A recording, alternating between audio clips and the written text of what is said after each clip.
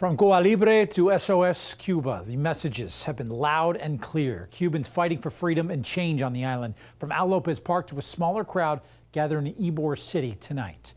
On the left, that's a live look right now near Lopez Park, where demonstrators are still out there tonight, again, hours after they started. On the right, a live look, I should say, at Ybor City earlier this evening. The crowd has since thinned out. Tampa Bay isn't alone here, by the way. All over Florida, across the nation, Cubans are calling for change. Thanks for staying up with us on Nightside. I'm Ryan Bass. And I'm Carolina Lee. The groups are hitting the streets against the communist government. This is the fourth night Tampa has joined in solidarity with Havana. 10 Tampa Bay's Angelina Salcido is once again live for us at Lopez Park. Angie, tonight's demonstration looks a lot more confined than we saw last night. Ryan, that's correct. If you take a look out here tonight at Lopez Park, it's an extremely different scene than what we were seeing last night. I'm going to step out so that you can see what the crowd looks like tonight. Tampa PD actually gave them a permit to be here, so they have permission to be here at Lopez Park. They also put up barriers to keep them and the traffic surrounding them safe. You can hear the passion in their voices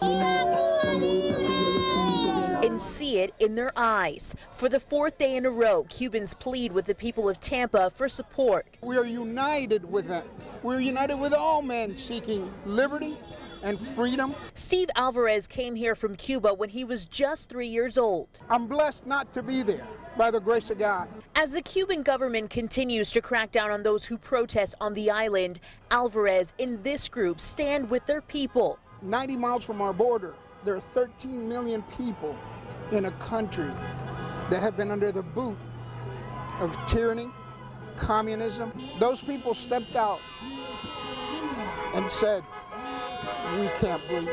That's why Cubans in Tampa continue to come out. From Lopez Park to miles away in Ybor City, the crowd stand in solidarity. Aquí estamos respaldando al pueblo cubano que dentro de Cuba está reclamando. Julio Bidó lived in Cuba over 20 years ago. He was in prison for going against the regime. Today, he's proud of the young generation that's finally fighting injustice. ¿Piensa usted que con este movimiento que está pasando ahora, que Cuba puede ser libre?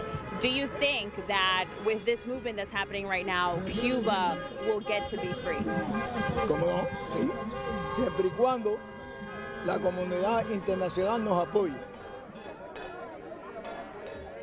Now, these protesters, just like yesterday, have been out here for hours. They plan on continuing to do the same thing, once again fighting for that freedom that they believe they will actually be able to attain with this movement, because it's different than the movements that they have seen in the past.